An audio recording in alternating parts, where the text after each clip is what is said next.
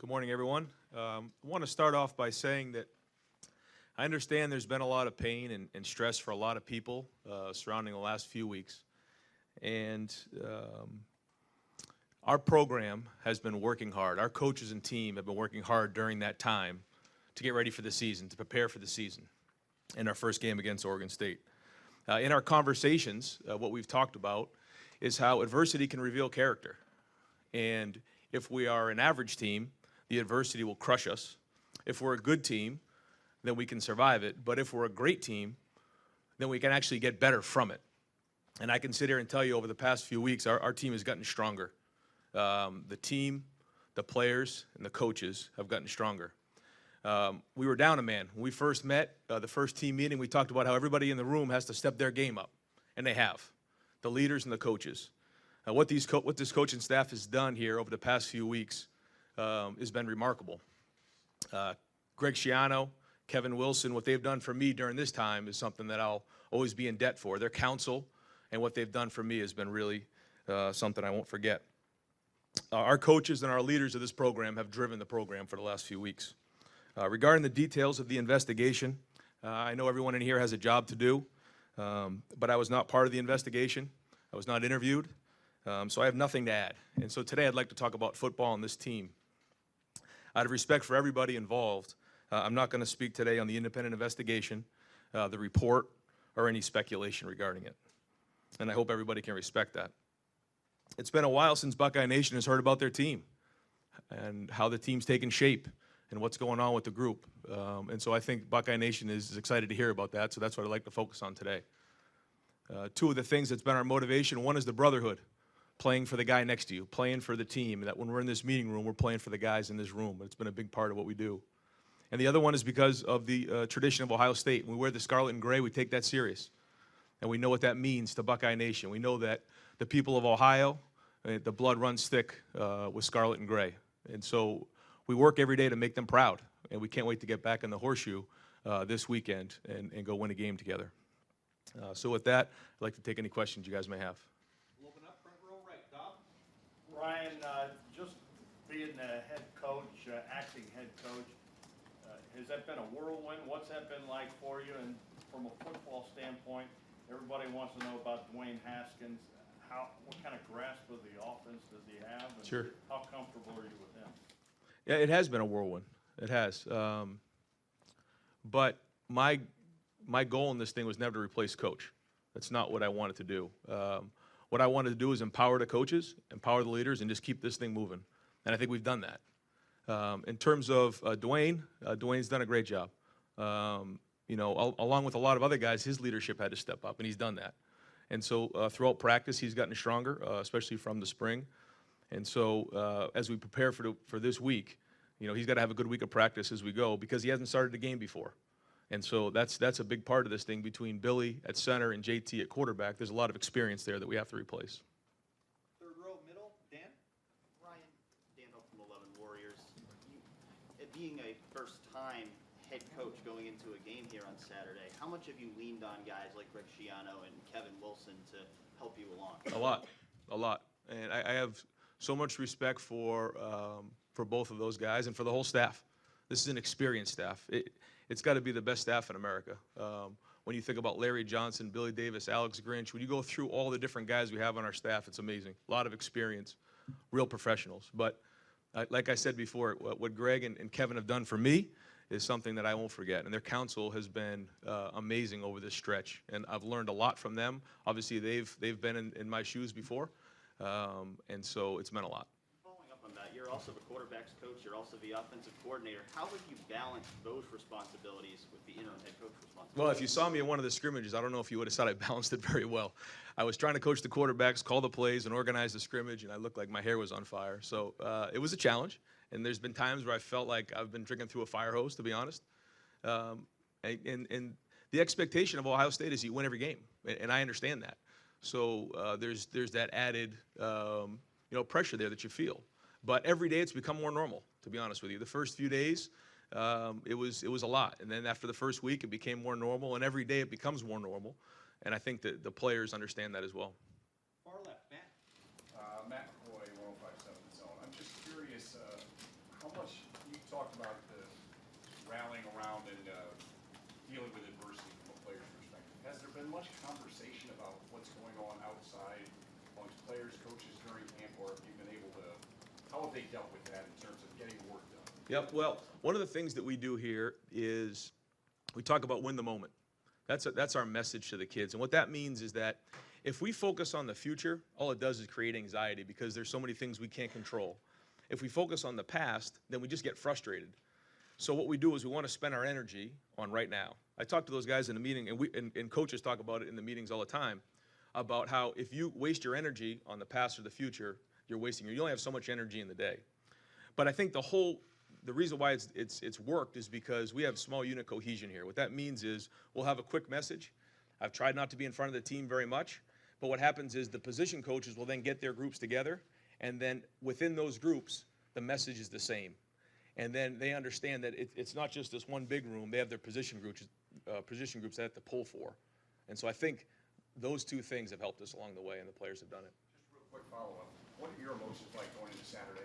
Most what? What are your emotions like going into Saturday as a head coach? I've been taking it day by day, honestly. Just like the players win the moment, I've been trying to focus on today, and then tomorrow we'll focus on tomorrow, and then we just go from there because there is no script, so we've just been working forward. Front row right, Austin. Hey Ryan, Austin Ward from Letterman Row. In terms of logistics on Saturday and then the following two games, I guess, are you going to be calling the plays from the sideline? How will that all work? So Kevin and I have always worked together on that. But yes, I'll be on the sideline and calling the plays with Kevin, and the whole offensive staff has input on all that. But that'll be the plan. Yes. So going into training camp, the last time we talked to anybody, Urban suggested that Dwayne wasn't definitely the starter, that Tate could push him during training camp. So we didn't have any daily updates on that. How did that race play out? I assume that Dwayne is in fact the starter, but how close did Tate make it? How prepared is he to? Tate made some great progress. He really did, especially in the last 2 weeks. He made a really big push. Dwayne will start on Saturday, and he is the starter. But the plan is to play Tate. How, when, or anything like that, we don't know yet. But he's been getting better. And so, the two of them really got the majority of the reps because Matthew, still isn't ready from his knee. And so, all the reps that were had were really split in two. When Joe was here in the spring, it was split into third. So the good news there was there's a lot of reps to learn from. Do you have to be careful with Tate at this point because of what you mentioned there with Matthew and uncertainty with his health at this point? Do you have to think about caution and make sure that your backup is ready if something happens to Dwayne? Yeah, that's a concern. That's why we ended up bringing Chris in as well to provide some depth for us there. So, like always, we like to keep 4 or 5 quarterbacks on the roster. So, building depth there is a little concern. When we lost Joe, that was a hit, and we all knew that going in. Front row left, Mitch. Mitch Stacy from the Associated Press. Up until last week, there was a lot of uncertainty about what was going to happen, who the head coach was going to be to start the season or whatever. Did you see any of that? The players, did you see cracks where, they were talking about it, or there was some kind of indication that they're living under this cloud? And not until last Wednesday. I think on Wednesday when the press conference happened, it happened late at night, and then we got them up early in the morning, 7 a.m. to have a team meeting. They looked a little tired there. I think it wore on them a little bit. But honestly, up until that point, no. I mean, it was amazing. Guys were flying around at practice. The energy was good. The coaches kept this thing going.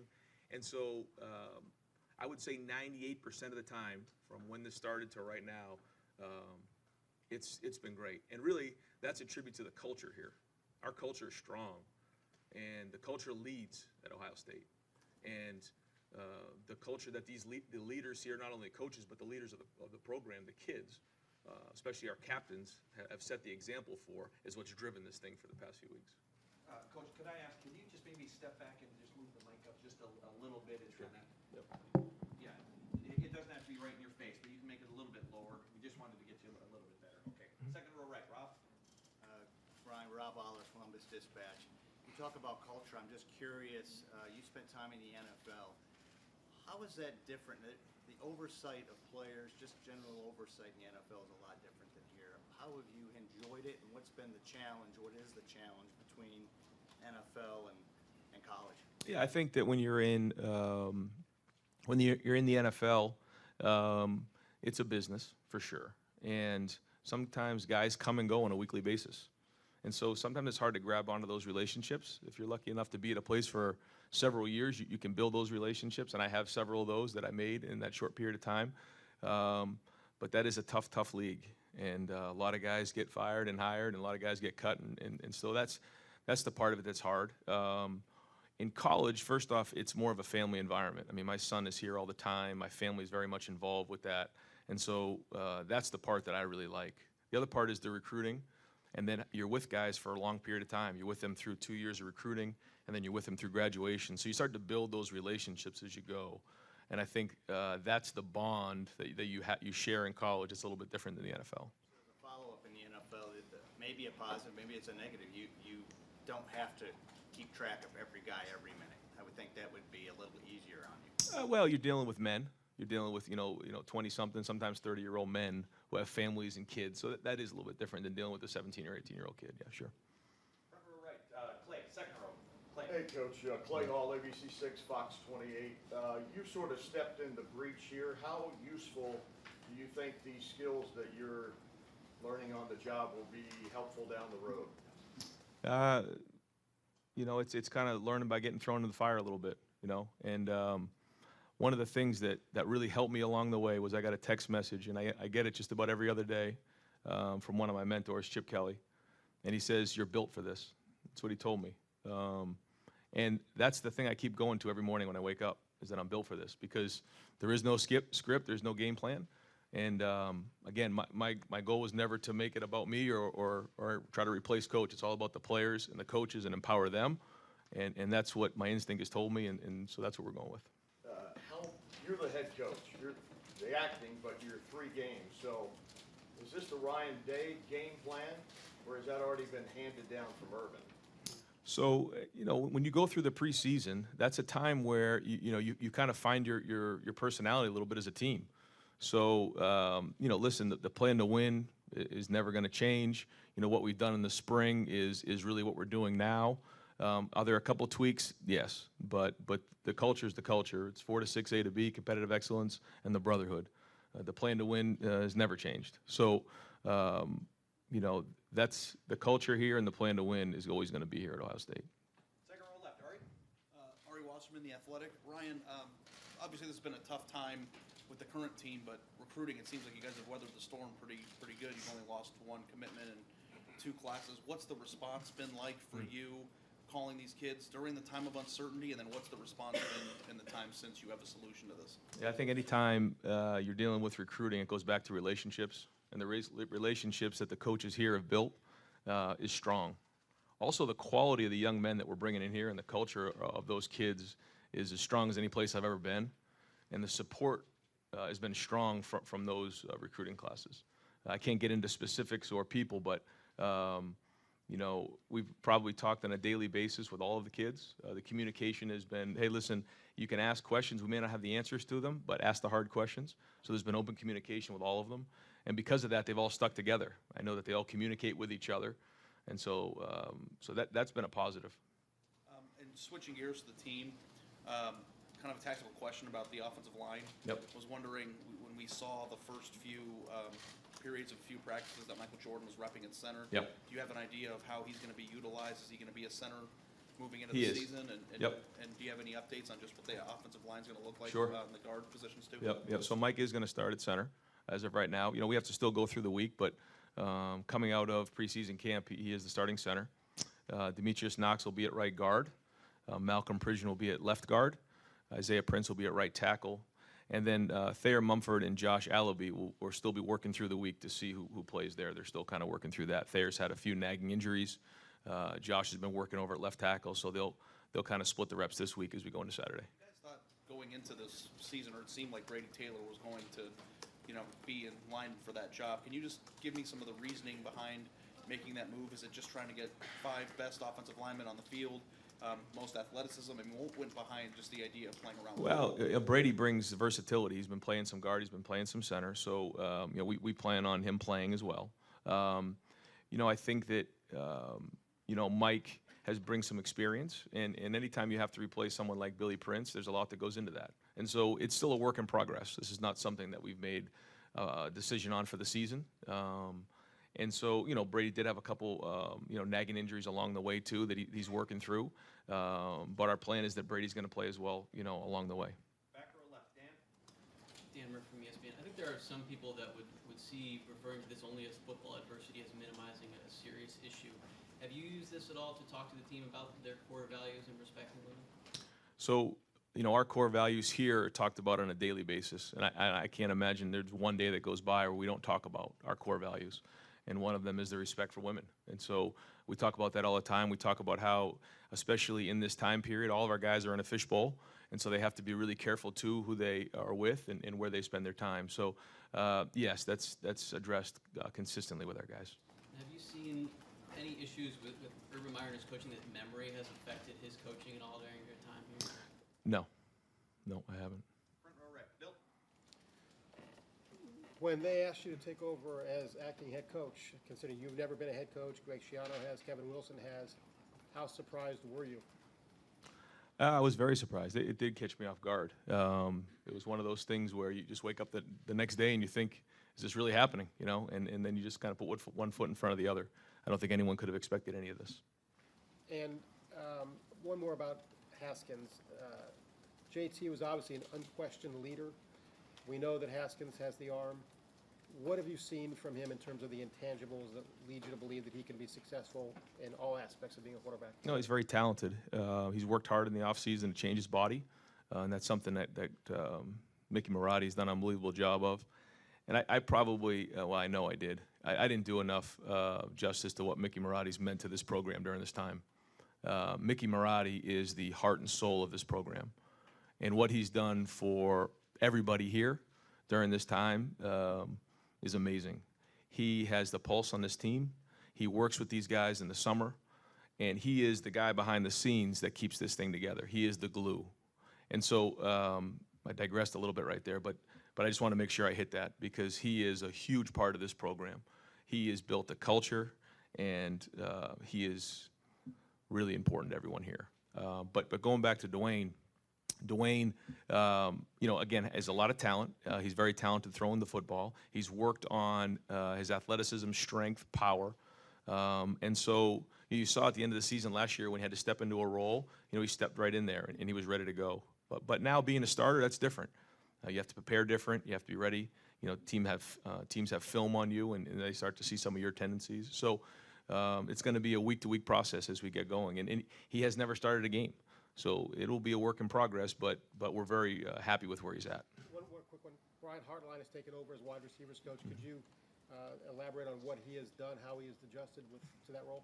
Brian's, again, in short notice, has stepped in and brought a lot of energy. He's got great experience. He's sat in their seats. He's played wide receiver at Ohio State. He's played in the NFL, so he has great experience that he can, obviously relay to those guys. But he's done a great job so far. Front row left, Bill. Bill Landis from Cleveland.com. Bill Urbano was kind of touching this, but when you were first named it, and I don't ask this implying that it was right or wrong, but there were two other guys who had head coaching experience on the staff. How did those initial conversations go with Kevin and Greg about, how you guys were going to work things out, and were they surprised maybe that one of them wasn't the one who was chosen? No, like I said, they've been unbelievable, and it's all been about support and how do we get this through this thing together. Because, there were times along the way we didn't know what tomorrow was going to bring. And so it was all about what can we do for the team? How can we get this thing moving forward to have a successful season? Because at the end of the day, we need to put a good product out in the field on Saturday. And so that's what the focus has been. And general health standpoint, is there anybody who won't be available for the game on Saturday? So we've been very healthy. There's a couple guys in there that we're going to monitor through the week. But as of right now, there's a chance everybody on the team can play. And that's, again, a tribute to Mick Marotti and the strength coach. And you mentioned that you guys added Chris at quarterback. Would assume that he's on scholarship. And if he is, it seems like you might have to make a move there. Is there any change to the roster to bring Chris in? And No, we're at 85 with Chris. You're at 85 with Chris? Yes. So then somebody's not then. We're at 85 with Chris, yeah.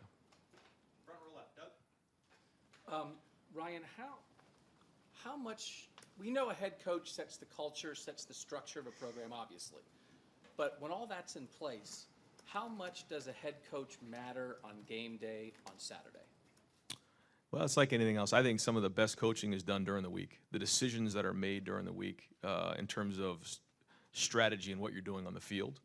I think that the stuff that's done in the off season in terms of finishing and toughness and willing to go out there in the fourth quarter and go win a game, that's stuff that's done in the off season. So I think so much of it has to do with leading up to the game. During the game, obviously, the motivation before the game, sometimes the in-game decisions are important, but I think so much of it has to do with what you do leading up to the game and the decisions that are made midweek. And when you get in the game, if it's 4th and 2 from midfield, how will you balance what Ryan Day wants to do in that moment versus what Urban Meyer would do in that moment if he was on the sideline right now? Yeah, three-way decision making. When we're in those situations, I'll refer with Kevin and Greg, and we'll make the best decision based on the situation, the time, and just try to do what's best to give the team a chance to win. Yeah. And the receiver group, we know traditionally Ohio State has rotated a lot of receivers. Who stood out? How do you have like 10 guys who could play? Yeah. I don't think you can play 10 receivers realistically. Who's going to play and how's that going to work? Yeah, they're all going to play, and we have a great depth there, which I think makes us really strong because when you have receivers who can roll in and out of plays, that keeps them fresh. And think about, we have 3 captains in the wide receiver group alone. A lot of leadership there, but along the way, guys get injured too, so you need depth. But the plan is early on to play everybody, rotate them, get them in the game, play fast, and go. Is KJ Hill just a H-back slot guy, or can he play outside too? He mostly plays inside. If we needed him outside, we could use him, but he's mostly an inside guy. Would you expect Damari McCall will have a role in there, or is he below some other guys? Yeah, I mean, you look at what DeMario's done. He's spent time now at receivers. Before he was kind of playing a little running back along the way in his career, and then he get moved to wide receiver. So now that he's spent most of his time at wide receiver, he's improved a lot. How much he's going to play, we'll see throughout the week. Front row right here, Tim, and we're going to get ready to wrap up, and I'm going to get everybody who I've made eye contact with, so we're going to wrap up here shortly. Go ahead, Tim. Tim May, Columbus Dispatch. Ryan, who actually called you and told you you were the acting head coach? Gene Smith. Gene Smith. And what did he tell you? What was his message to you? Well, it's just that, I was going to be the acting head coach until, we had more information about coach and the situation, and that just to trust my instinct along the way. And what is the biggest thing you have learned about being a head coach? That one thing that right now you didn't appreciate 3-4 weeks ago. I mean, you do look at things a little bit differently. You notice things different. You notice the whole picture as opposed to just your position group or maybe your unit. You look at the whole picture. You look at how people walk, how they talk, how they look. Do they look tired? Do they look awake? Do they look rested or not? So just the view of everybody now, their perspective is a little bit wider. What is the biggest decision that you had to help make personnel-wise during this preseason camp? Was it Michael Jordan going with him at center? I mean, committing to that? What just stands out in your mind as the biggest decision you were in on? Yeah, I mean, I think that obviously moving Mike to center was a big decision for all of us in the offensive staff, and it wasn't just me; it was everybody. Everything along the way has been a group effort. So talking to Greg Schiano about what he thinks about the offensive line on a daily basis, and then making that move is probably the biggest one. Yeah. Back in 1999 or 2000, when were you named starting quarterback for New Hampshire? I'm trying to remember what year it was. That was '99. What do you remember about that moment? What do you remember about the, butterflies, anxiety, whatever you want to call it, when you're going into your first game as a starter? What stands out to this day about that moment? Well, I remember it was Chip's first time being an offensive coordinator. He called it a double reverse pass. So that's what I remember. And then we went on to win, and we were playing at Rhode Island. Right. No, I know what you're asking. Again, it goes back to just trust your instincts. And the whole idea that, you've been working your whole life to be in situations like be the starting quarterback. And that, you can overthink things, but in the end have confidence in who you are. Obviously, you've expressed that thought to Dwayne. I have. Yeah, I have. How often? How often do y'all talk about this? Well, the thing we talk about with Dwayne is he doesn't have to be JT. He doesn't have to be Braxton. He doesn't have to be Cardell. And all the quarterbacks, they have to be themselves. And so whether it was when, we were in Philly talking to Sam Bradford or or when we were in Boston College talking to Matt Ryan or whoever, along the way, you have to find your own way to lead. You have to find your own way. Now, there are a lot of things that leaders have in common, and we share those and talk about those. But along the way, you have to find your own way, and that's been the message. One last question. Y'all are opening with Oregon State. I don't think you've been asked about them. Brand new coaching staff they brought in and stuff. What do you know about Oregon State, or did you spend a lot of time looking at Washington and, well, obviously you're on offense, but Right. defensively Colorado. But Yeah. I mean, but just in a nutshell, what's your take on Oregon State? Right. So, Jonathan comes over and obviously has had a great career, and he's going to come in with a lot of energy.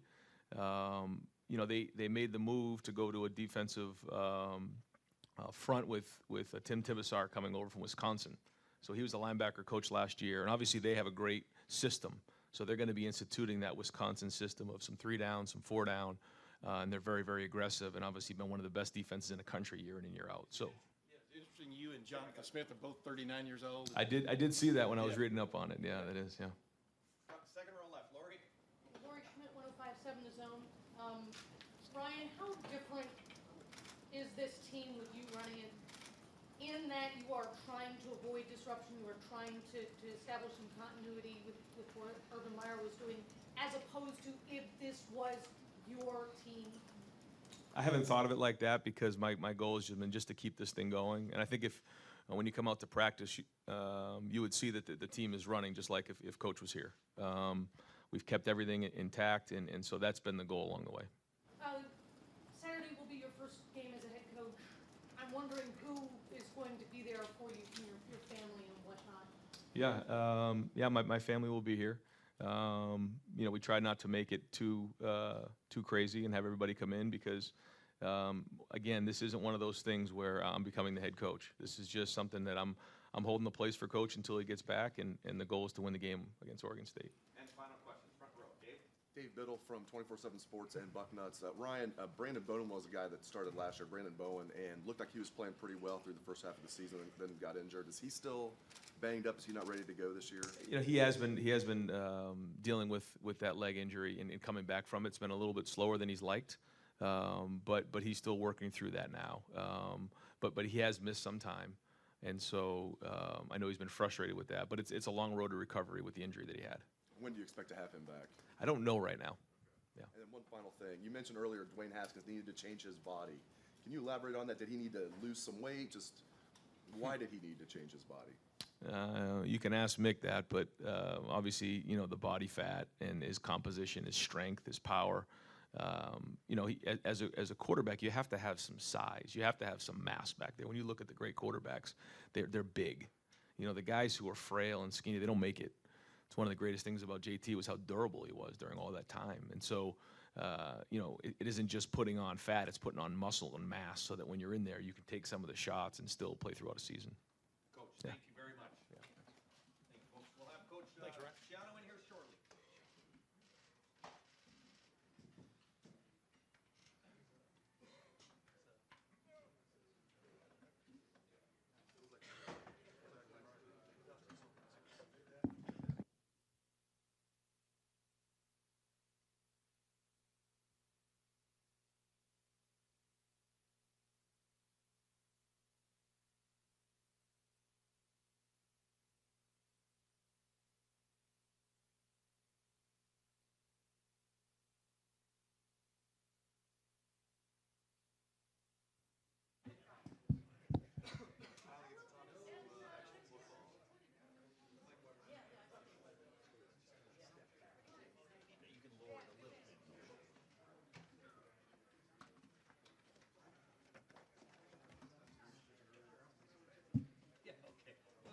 Been a while.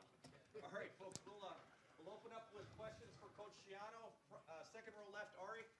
Ari Walshman with the Athletic. Greg, last year you were in a position, you almost became a head coach.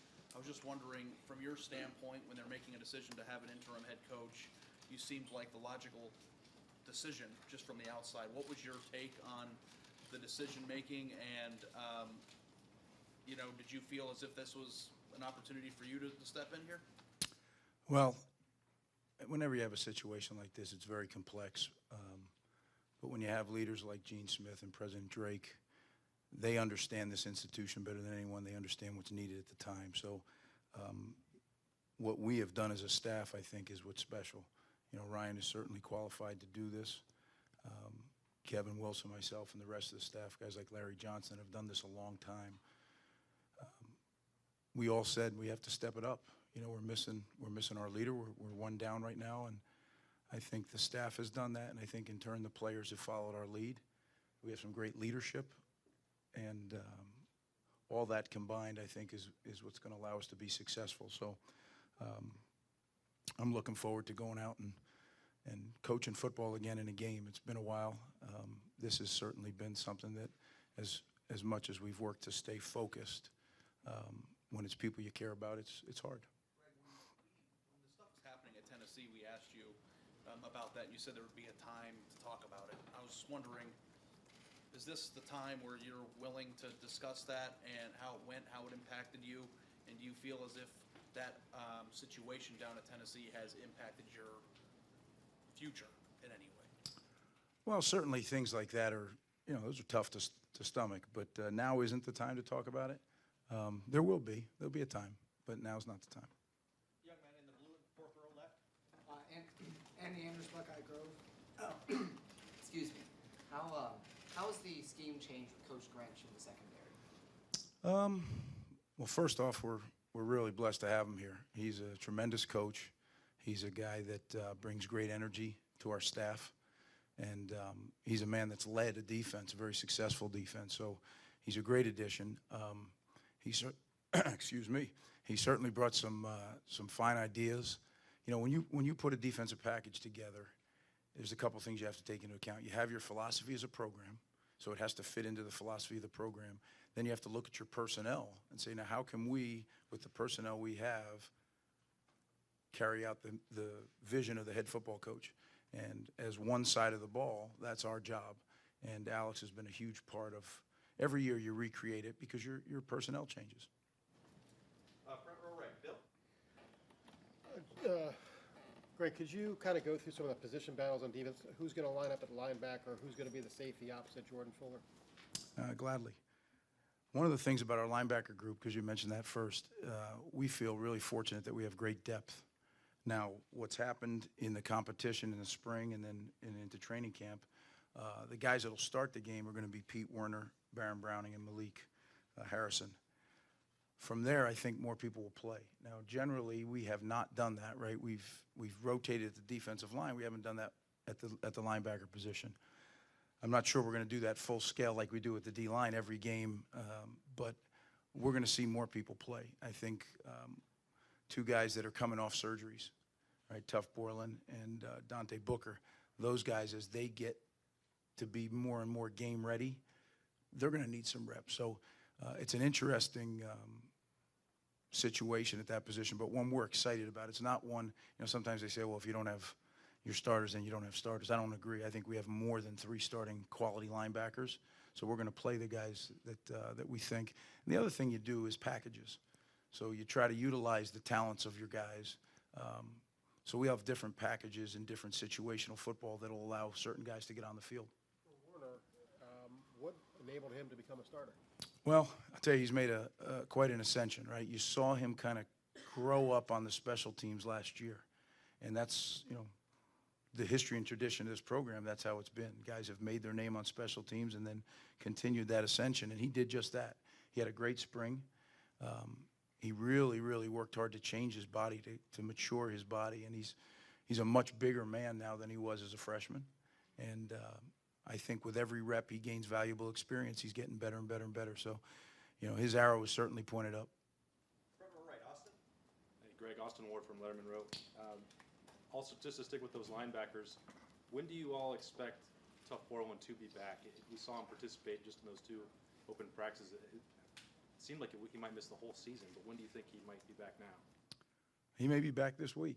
You know, it's amazing the way he has rehabbed, the job that our people in the training room, our medical people have handled him, the way Coach Mick has handled him, and more important than any of that is the way that Tuff is such a committed young man to what he's doing.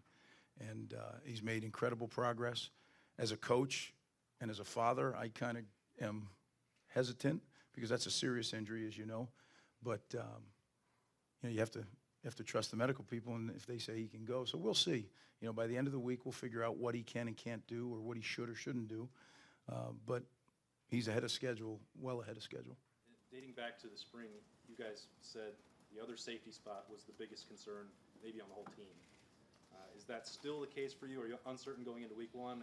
Has Isaiah claimed that job? Where do you sit there opposite Jordan Fuller? Well, I think it's been a great competition, which has raised both Isaiah and Jossin's game. They're both going to play. And if you remember last year when we started the season with Jordan and Eric, right, they both played, and then Jordan pulled away and became the starter and became a really fine starter, as we know. So I don't know if that'll happen or if all season long those two guys will go back and forth. But whatever happens, I've said this to you guys before, you can't make it happen. You got to let it happen. Now you encourage and you coach and you teach, but at the end of the day, they have to go out there and play their way into a position. Far left, Matt. Matt McCoy, 1057 is all. There have been so much stuff going on around the program. I'm just wondering, from your perspective, the guys during training camp, was they able to block out the outside stuff? What is your take of the kind of camp you had, given the unusual circumstances that I thought we had an outstanding camp. I really do, and it's a testament to those players, our leadership first, and the whole squad. Having said that, certainly to block it out would be, that would be not true. I mean, the guys have done their best to stay focused on the task at hand, and one of the things we talk about all the time around here is, keep the main thing the main thing. Stick to what we're here to do. And you can't do anything about some of those other things that are happening outside right now. But what you can do is really grow as a team and grow as a player. College football is a little different, right? Training camp is the only time that we have their undivided attention. It's the only time all year long. They have academics. They have different social things going on. So training camp, they're ours. And it's critical. That's where your team is forged. That's where your personality, your team comes, your leadership. So it's not like you can do a do-over. It happens once, you have those 3 weeks, and it has to happen. And I thought Ryan Day did an incredible job stepping into that role. Unbelievable. I think our coaching staff did, and most importantly, as I said, our players. Front row, second row right. Rob? Rob Aller, Columbus Dispatch. The events of the last, 4-6 weeks have sort of brought to light this idea of what are the responsibilities of a college coach. You've lived it. Rutgers, you were the head guy, and yet you were also in the NFL. You sort of share the nuances and really what the differences are there from you're over the entire program versus just football? Well, as a college head football coach, you're responsible for a lot of things, a lot of people, and that's what you sign up for. That's part of the job that I really enjoy, is that you touch so many different people and you're able to help so many different people grow. But there's a great responsibility that comes with that. In the National Football League, it's a little different in that there's a general manager that has control of and responsibility for some things. You as the head coach have responsibility for some other things. And then just the fact that, you're dealing with grown men, some, in their 20s, some into their 30s. When I first started coaching the NFL, my first stint, I was 29 years old, and I was coaching people that were older than I. So it's definitely different. The relationships you bond in college with the players is different because they're developing as young men. And it's incredible to see when you recruit a guy as a 15 or 16-year-old, and then you see him graduate as a 21, 22-year-old. It's like your own kids. I'm going through that now with my own children. That's the age group that mine are. And you just see it by the day, how they change and how they mature. And that's the thing that brought me back to college football, quite frankly, and the part I love most about it. As a follow real quick, which job is more stressful, ultimately? What I say is, in college football, it's a lifestyle. So if your family has, NFL is the way I put it to people, 6 months of the year you work a normal job. So you go in, 7:38, and you get home for dinner. College football, that's not the case. College football, your family better be part of it because there's not enough time to do both. There's recruiting, spring football, recruiting weekends. So, I heard Ryan say something about having his son around here. That's what I always tried to do. because I know you can't have two things going. You have to make it one. Otherwise, it's hard to do justice to either. Second row left, Lori. Coach Urban always kind of downplayed his role in the defense. So, are you guys, how are you defensively feeling his absence, if at all? Well, I think, first of all, Coach kind of does that to be humble. He's involved in every facet of this program. But I think defensively probably less than offensively, because that's where his specialty is. I think the biggest thing you miss is his leadership, the inspiration, the things he provides, not only the players but the coaches. And I always felt one of my biggest jobs as a head coach was to coach the coaches, because then that is exponential. That can spread throughout the team. Coach the coaches and really help the leaders lead, and that leaders meaning the players. Ryan was very complimentary to the assistants you've given him. What do you feel like is the most valuable thing, the most valuable insight maybe that you've been able to provide him throughout this whole thing? Well, we've talked a lot, and Ryan's only been here a year, and I've only been here going on my third year, so I didn't know Ryan before he came. We've gotten, I'd say in the last 30 days, a lot closer, and that's been neat, because he's a special guy. He's got a bright future. Probably be himself.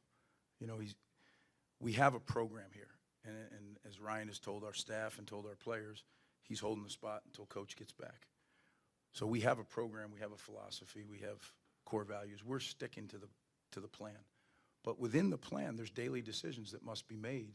And I told Ryan, listen, hear me out, hear Kevin out, but at the end of the day, you have to do what you feel comfortable with, because your name now is in front of that program.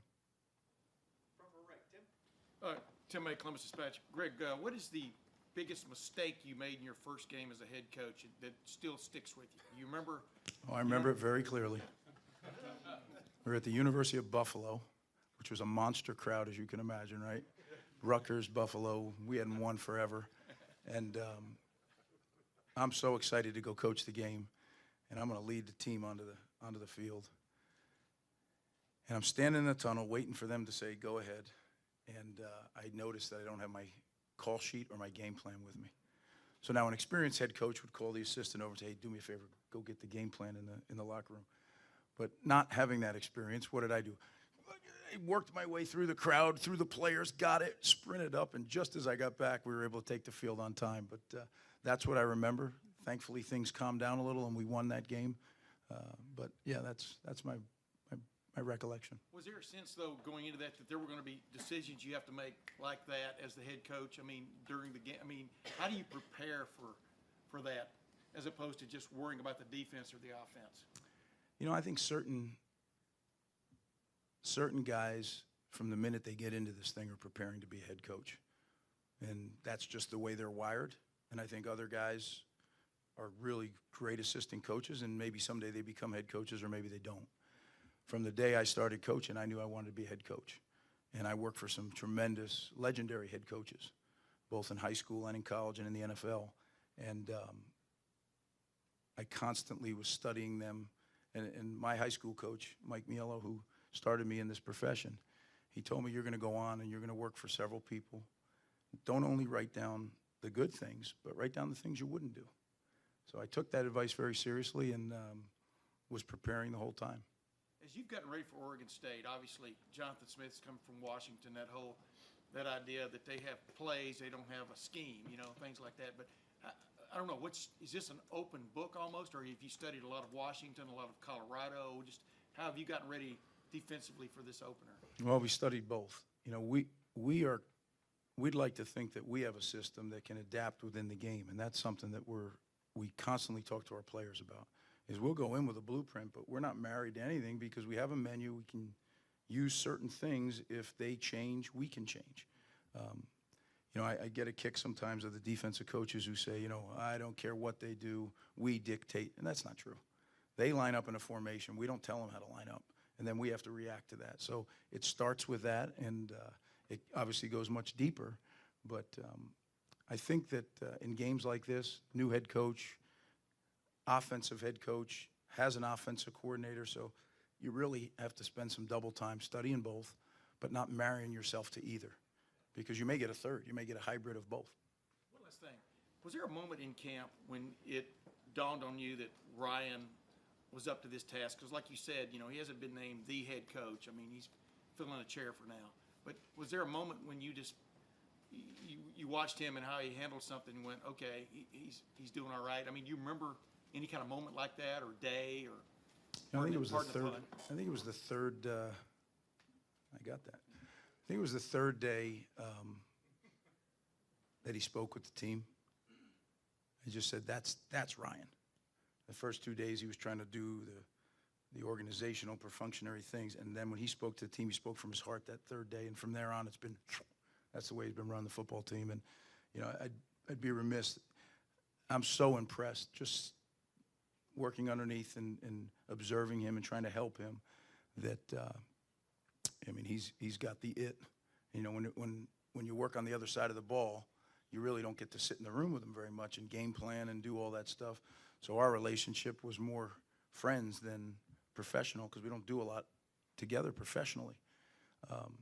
Observing him over the last, whatever it is, 25 days, he's got the it. Front row left. Doug? Greg, in the linebacker room, among the other guys in that fight, like Keandre Jones, Justin Hilliard, are they still in that mix, just maybe a step below those other guys, or how do they fit in? They really are. They're in. That's what I said. When we have tremendous depth, I didn't mention every guy, but they are in the mix.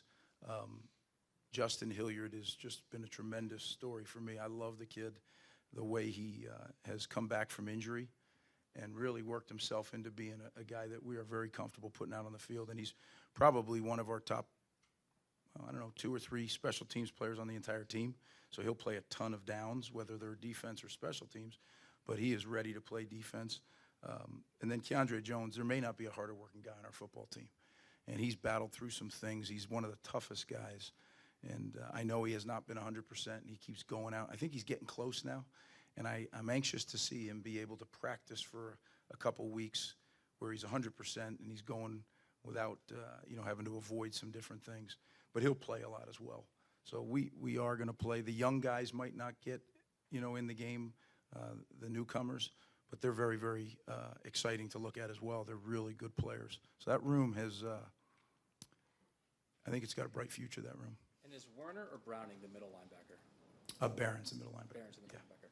The cornerback situation, are there 2 starters and then backups? Are there going to be 3 guys or 4 guys all rotating equally? How will that work out? We'll stick to the 3-man rotation that we developed here a few years ago. I think the way we play, we play press coverage almost every down. And not only is it physically tiring, but it's mentally. Every down, this could be the one he's going deep, right? So, and those guys have done a great job. Kendall, Damon Arnett, and Jeff Okuda will be the 3 rotating.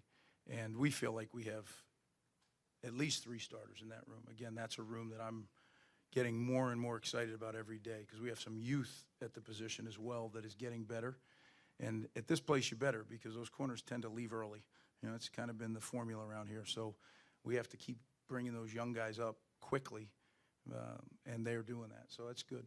At defensive end, will Nick Bosa and Chase Young get more snaps than the other guys? We know there was the big rotation last year. How will you guys work that out when you have, especially a guy like Bosa, who's an All-American?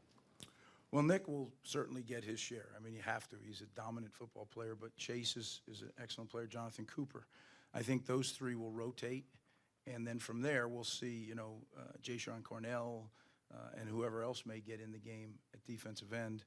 But excited about that group. They're really, they have a chance to be special. And then just the big picture, how much of, if you had to break it down, how much of being a head coach really is during the week, practice, training camp, game plan, culture, leadership, versus how much is the 3 hours on Saturday making decisions, making in-game adjustments? We know Urban's not going to be here for 3 games.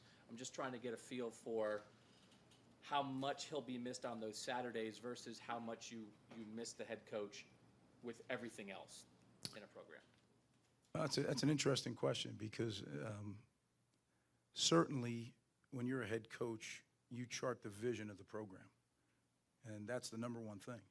And And then you help, you inspire and you equip people to carry out that vision. So that's a big, big job.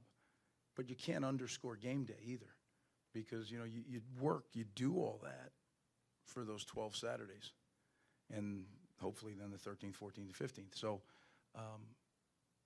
I do think that decisions on game day are critical, because all that work goes into, it can come down to that 1 4th and 1, or that, do we throw it or run it, or do we blitz or lay back? And so that can't be underscored either. So I think it's a combination. And I think when you talk generically about head coaches, it's different. Some guys are very involved in the game day decisions. Some guys are kind of hands off and only make, 1 or 2 big decisions a game. Other guys are very involved. So it depends what kind of head coach you are, and we'll miss him in both. Which was Urban? He's not.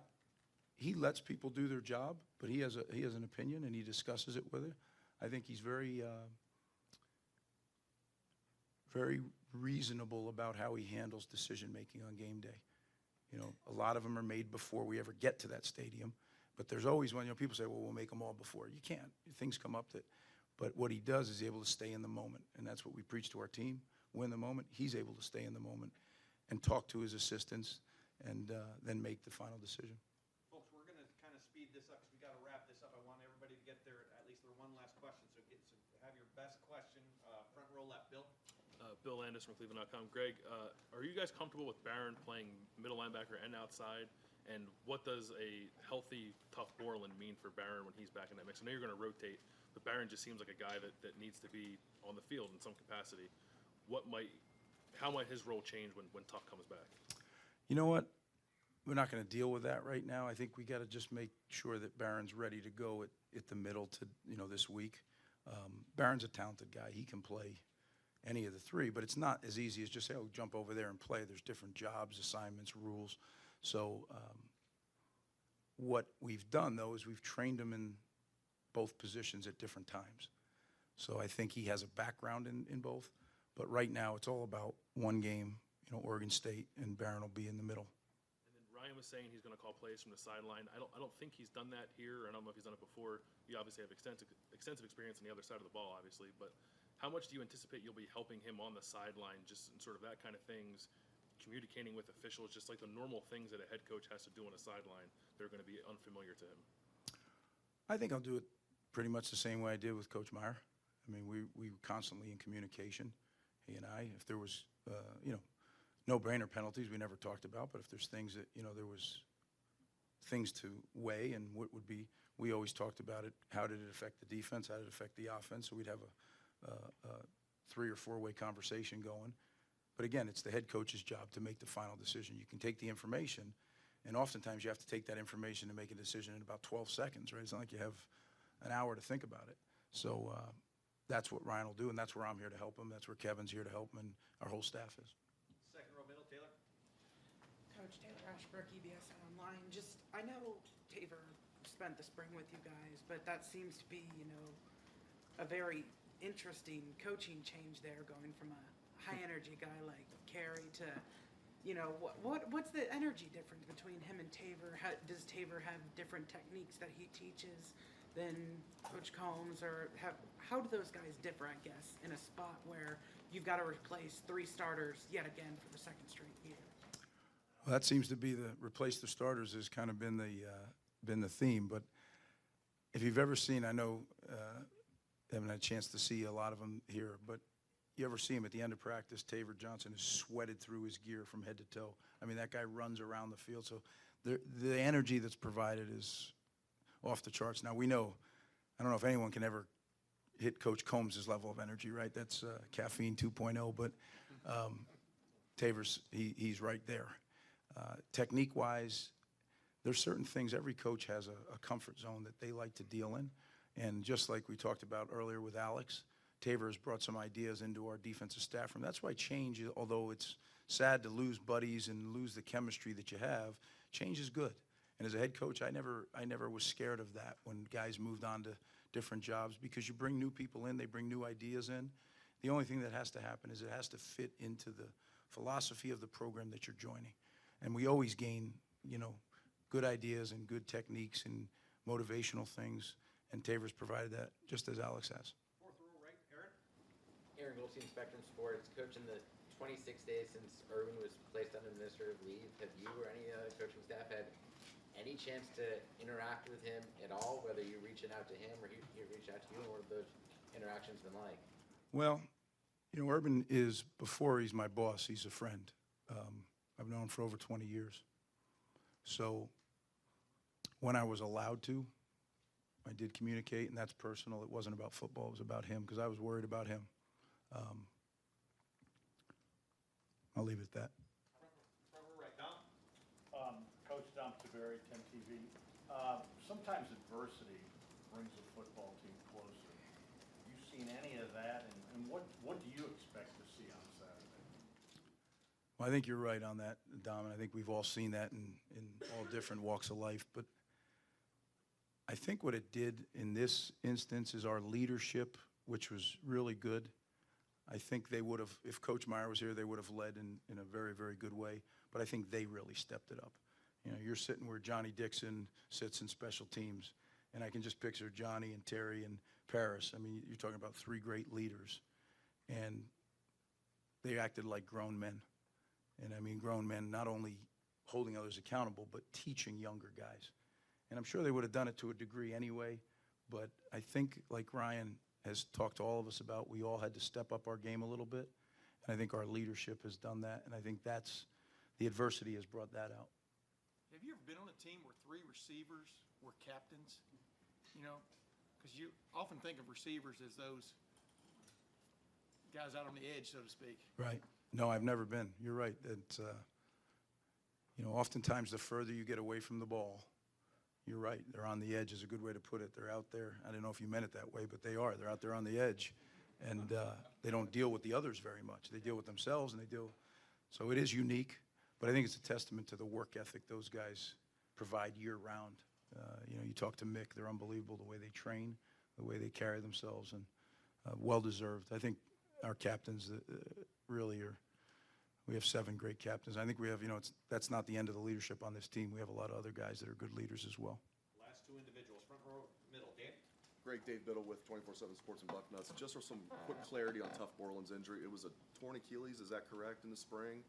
And you hope, go ahead.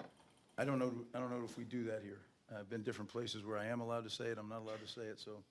It's a lower ankle injury, but whatever was reported back in the spring, we'll go with that. Okay. Yeah. Urban called it an Achilles injury. I didn't know if it was a torn Achilles. But, Okay. But you said it was a tough injury. You expect to have him back, you said maybe as early as this week or maybe sometime this month, just. Yeah, as early as this week. Yeah, I think one of the hardest things is going to be to hold him back. If you know Tough at all, he is a laser-focused guy, and he's put that laser focus on his recovery and getting ready to play. We're going to be smart, though. And final question, back row, middle, Steve? Yeah, Coach, the change in the freshman rule to allow the guys to play up to 4 games and still keep their red shirt, how much does that kind of factor into your thinking going into these first couple games? And if you can, on your side of the ball, do you have 3, 4, 5 freshmen who you are pretty positive are going to play in this game? Well, I think that the rule you're mentioning, I don't know if everybody's aware, you know, you can play in 4 games at any time in the season and still maintain your eligibility to have another year. And that's a huge change. And I think there's a lot of strategic thinking that should go into it. I'm not sure everywhere that's happening, but it is here. Because what happens oftentimes at the end of the year is you get into a situation, game 8, 9, 10, or 11, 12, 13, or 14, 15, where you could really use guys, number one, from a health standpoint, and number two, they're a totally different player than when they showed up in June as a freshman. Totally different player. When they've gone through a summer of training, a training camp, and all those practices in preparation, they actually are ready by that time to make a big contribution. So strategically, some do you play early, and some do you wait and see and save in the fact that you might need them down the stretch, and they could actually have a huge impact on your success down the stretch. So there's a lot of strategy involved. And the second part of your question? Just 3 or 4 names of guys, maybe guys who lost the stripe early, or Togi, whoever that, who are maybe 4 or 5 true freshmen you have a good idea are going to play. Well, I think that I always hate to do that. You know, and I know some coaches do that. I think there's so much pressure on freshmen already, and at a place like Ohio State, there's even more pressure because these are 4- and 5-star players that everybody expects them to instantly be great players, and it's not that easy all the time. But you will see some freshmen out there playing on special teams. You'll also see some that are getting rolled in on the defensive line. I think there's some guys, Tariq Smith, Tyler Friday could see some time in there. Tommy Toa guy could see some time. I hate to leave anybody, you know, they could. I just think that you got to let freshmen develop, and that's what we try to do here. We push them to develop them as fast as we can, but we don't want to rush them.